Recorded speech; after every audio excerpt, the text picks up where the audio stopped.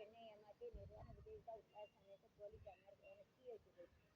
விளங்காதது யானையை நம்பி போகாதீங்க, அப்படிதான் ஆட்டையை போட்டுருவான் பொம்பளை. யாழ்ப்பாணம் தீ வச்சு போயிடுச்சு. யாழ்ப்பாறையில் உரிய கொட்டிட்டு கூழாங்குளாட்டி வெள்ளத்தில் குளிக்க போவீங்க.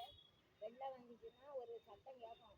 அபாயத்தங்க ஊன்னு ஒப்பாரி வைக்கானக்கா இருக்கும். அப்போனா வெள்ளம் திறந்து விட போகிறாங்கன்னு அர்த்தம்.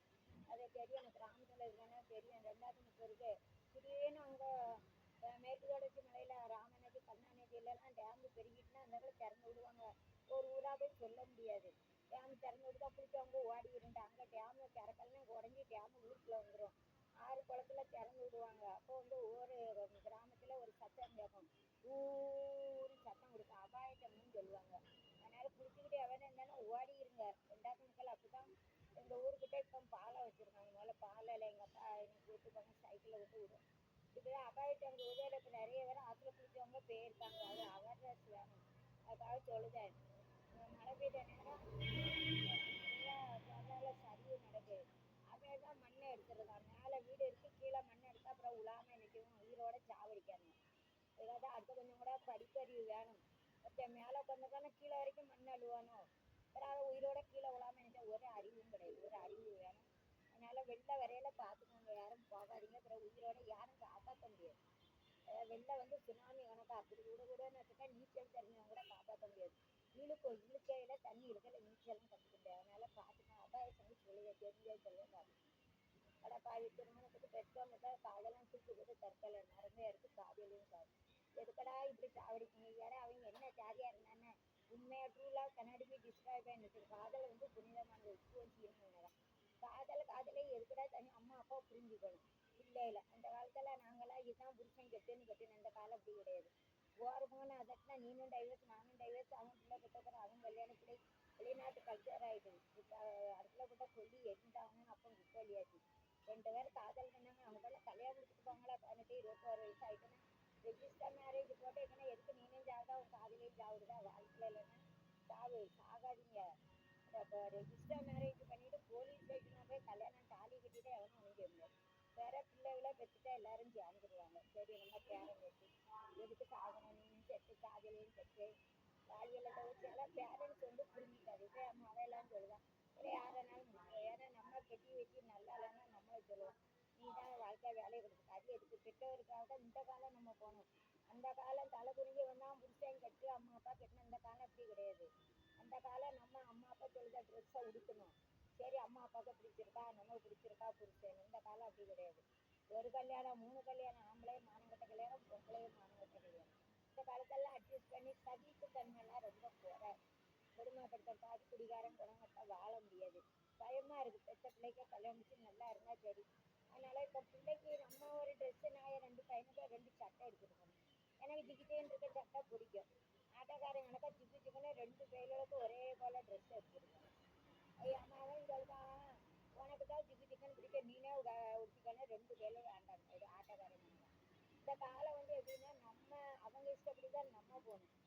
அவனுக்கு பிடிச்ச ட்ரெஸ் தான் கொடுக்கணும் பிள்ளைகளுக்கு. அவனுக்கு பிடிச்ச பொண்ணு தான் முடிக்கணும்.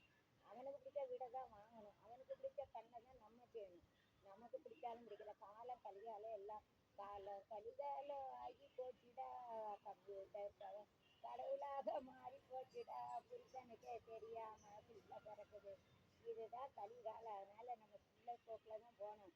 பிள்ளைகிட்ட ஃப்ரீயா இருக்கணும். ஆணோ பொண்ணோ வளர்ந்துட்டா தோழன்னு சொல்லுவாங்க. தோழன்னா தோல் வரைக்கும் வளர்ந்துட்டான்னா அவனுக்கு ஃப்ரீயா பேசலாம். எங்கள் அம்மா அப்பாலாம் அப்படி பேசாது. புருஷன் உடனே கொன்றுவாங்க.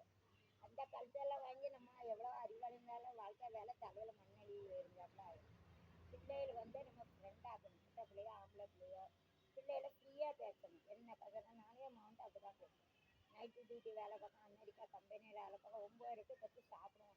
சாப்பிடவே விட மாட்டேன். என்னதான் நடந்தது, என்ன போகுது, என்ன ஐயா சீக்கிரம் கல்யாணம் பண்ணி கூட 300 ரூபா கட்டிட்டு வந்தேன். அவன் இஷ்டம். 10 பிள்ளைய கழிச்சுட்டான். சரி போனால் போகுது, என் பிள்ளை பிள்ளை இஷ்டம் தான். யாருனாலும் கெட்டிக்கடாயில் அப்படின்னு சொல்லிட்டேன். ஏன்னா நம்ம கெட்டி வச்சு இப்படி சொந்தக்காரங்க வீட்டில் 3 கட்டி வச்சு வாழ வைக்கல கஷ்டம். அதெல்லாம் அட்ஜஸ்ட் பண்ண முடியாது. பாதி குடிகாரனா இருக்கான், குணம் கட்டவனா இருக்கான். அது 100ல் ஒருத்தன் தான் நல்லவன். அவனே கெட்டவனா ஆக்கிடலாம். உலகம் பார்த்தா பாசம் குறை. எல்லா சோறு பொம்பளை பணம் தான் வேணும். பாசம் இல்லாமல் வாழ முடியாது. காதல் புனிதமான உப்பு உரப்பு. ஒரு காலம் பிடிக்காம இருந்து எங்கள் அத்தை பையனே வெறுத்தது எனக்கு காதலே வேண்டாம். ஆனால் அம்மா அப்பா வந்து தோழனா தோள்கிட்ட இருந்தால் பெண்கள் ஆண்கள் உள்ள மனசில் என்ன இருக்குது, பிள்ளைக்கு பிடிச்ச சாப்பாடு, பிள்ளைக்கு பிடிச்ச உணவு இதெல்லாம் கொடுக்கணும். இந்த பேரை லவ் பண்ணி 2 பேரும் செத்துட்டாங்க. இனி பெற்றவனுக்கு பிள்ளை கிடைக்குமா? பெற்றவனுக்கு பிள்ளை கிடைக்குமா? அவளுக்கு பொட்ட பிள்ளை கிடைக்குமா? ஆனால் இவ்வளோ பெரிய பிள்ளை இருந்தால் கல்யாணம் முடிக்காது. அவங்க சந்தோஷம் நம்ம சொன்னாலும் இல்லைன்னா என்ன? உனக்கு என்ன ஜாதி வந்து இருக்குது? செத்தால ஒரு சந்தோஷம் கிடைக்காது பெற்றவங்களுக்கு. கல்யாணம் முடிச்சு வச்சானா என்ன உனக்கு ஜாதி? எங்கே ஜாதி எங்கே இருக்கு? ஒரு ஹோட்டலில் போகிற எல்லா ஜாதிக்காரனும் தான் போகிறான். கோயிலில் எல்லா ஜாதிக்காரனும் போகிறான். எல்லா துணி கடையில் எல்லா ஜாதிக்காரனும் போகிறான். எல்லா இடத்துல ஸ்கூலில் என்ன மயத்துக்கு ஜாதியை வைக்க எனக்கு தெரியல. ஸ்கூலில் கல்யாணத்தில் மட்டும் என்னத்த ஜாதியை பார்க்க. அது ரெண்டும் ஓஞ்சிட்டா நல்லா இருக்கும். கோயிலில் தங்க கடை இருக்குது, ஹோட்டல் இருக்குது, எல்லா கடையிலும் எல்லா ஜாதிக்காரனும் போத்தானே செய்யணும். இந்த ஜாதி வராத இந்த ஜாதிக்காரன் ஒரு ஜாதி இப்போ சாணம் தான் இருக்க. நாங்களாம் நாடாரி சாணம் 3 நாடாக இருக்காங்க. நாட்டாக கரெக்டாக நாட்டாக பொறிக்கா நாட்டாரு. அவன் நினச்சா நாடாரே உள்ளே போக முடியாது. எல்லா ஜாதிக்காரனும் போத்தானே செய்தா. ஹோட்டலுக்கு போகிறேன், நகை கடை, துணி கடை. அப்போ அங்கெல்லாம் கோயிலில் கூட போகிறாங்க, தேரோட்டம் பார்க்க போகிறாங்க. வெளியில் கோயில் உள்ள பிராமணி பெருமாளும் கீழ் ஜாதியை அனுப்ப முடியாது. அவங்க குளிக்காமல் போவாங்க. பொண்டாட்டி அழகாக இருக்கா பார்க்குறது தான் காரணம். அது வேறு வீடியோவில் போடுறது.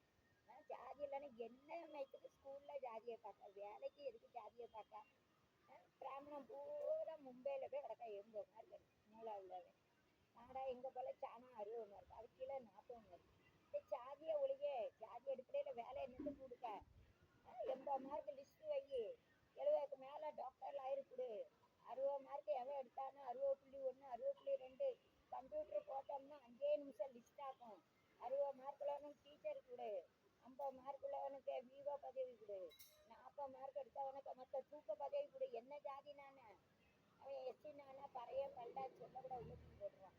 சாணா நாடாரு கரச்மட்ட நாடாரு பிராமணன் எல்லாத்துக்கும் மார்க் அடிப்படையில் லிஸ்ட்டை வச்சு பேஜ். இது சீஃப் மினிஸ்டர் விஜய்க்கு சொல்லிக்கிறேன்.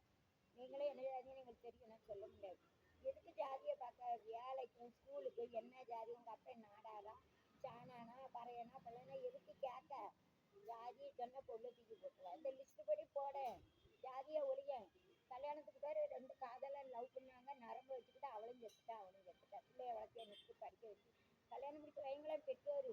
அப்போன்னு சொன்னால் சொல்லிட்டு போகிறா பிள்ளை சந்தோஷம். என் மகன் 33 வயசு இஷ்டப்படி முடியும். 5 பொண்ணு வேண்டான்னு பரவாயில்ல. நம்ம கெட்டி வச்சு டைவர்ஸ் பண்ணிட்டு நீனும் வாழாமல் இருந்து என்ன புண்ணியம்? பிள்ளை சந்தோஷம் இருக்கு. உலகம் சொன்னா சொல்லிட்டு போதே. பெற்றவங்க புரிஞ்சுக்க. தோளுக்கு மேலே என்ன தோழன் வரத உன் பிள்ளையை இழந்துடும். அவளும் செத்துட்டா அவளும் செத்தா. பெற்றோர் நிம்மதியாக இருக்க முடியுமா? செத்த பிறகு யோசிக்காதுங்கடா. சாவதுக்கு மேலே யோசிங்க. ஊர் உலகம் சொல்லும், அடுத்த ஜாதியை கூட்டிகிட்டு போயிட்டேன்னு சொல்லும். நானும் ஒரு காலம் அப்படி 5 அத்தை பேர் நான் கூட்டிகிட்டு போவேன். இப்போ எல்லாம் அனுபவிக்கிட்ட பிறகு தான் நான் காதல் வந்து விட்டு உரப்பாது போல இல்லைன்னா இருக்க முடியாது. இப்படி பிள்ளையில வாழ விடுங்க. 2 செத்து போச்சு லவ் மேரேஜ். இப்போ பெற்றவங்க நிம்மதியாக இருக்க முடியுதா? இப்போ பெற்றவளுக்கு பிள்ளைல இனிமே நீ அழுது என்னத்துக்கு? அழுது 7 லட்சம் 14 வயசு சிறுமி